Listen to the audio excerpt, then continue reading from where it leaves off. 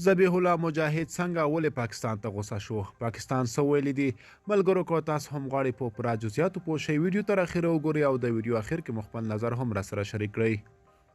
مجاهد پاکستانی چارواکي دي له بې بنسټه څرګندونو ډډه وکړي. د پاکستانی چارواکو د وروستیو څرګندونو پر وړاندې د طالبانو د غبرګونونو په دوام د دغې ډلې ویان له اسلام آباد څخه غوښتنې چې بې بنسټه څرګندونې دې نه کوي. د طالبان ویان ذبیح الله مجاهد سه شنبې د مرغومې پر 14مه نیټه په یوه اعلامیه کې وویل چې دغه ډله د افغانستان په تړاو د پاکستان حکومت له ناسمو څرګندونو اندېښمنه ده. مجاهد د پاکستان له حکومتي چارواکو غوښتنې چې له ناسمو او بې بنسټه څرګندونو ډډه وکړي.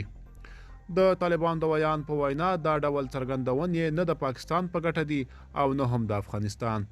د طالبان ویان ټینګار کړی چې له افغانستانه به د هیڅ ګاونډي یا د سیمې د کوم هیواد پر ضد کار وانخیستل شي. د ویلو ده چې په دې وروستیو کې د پاکستان حکومت چارواکو د ټي ټي پي له جنګیالیو سره د طالبانو له چلند څخه توندې څرګندونې لرلې دي. په وروستي مورد کې د پاکستان د کورنیو چارو وزیر د افغانستان په خاوره کې د ټي ټي پي پر پټنځایونو برید خپل حق بللی دی. ملګرو دا به زموږ چمتو شوی ویډیو د لا خپلو ویډیوګانو لپاره موږ سره پاتې شئ تر بیا ښه وخت.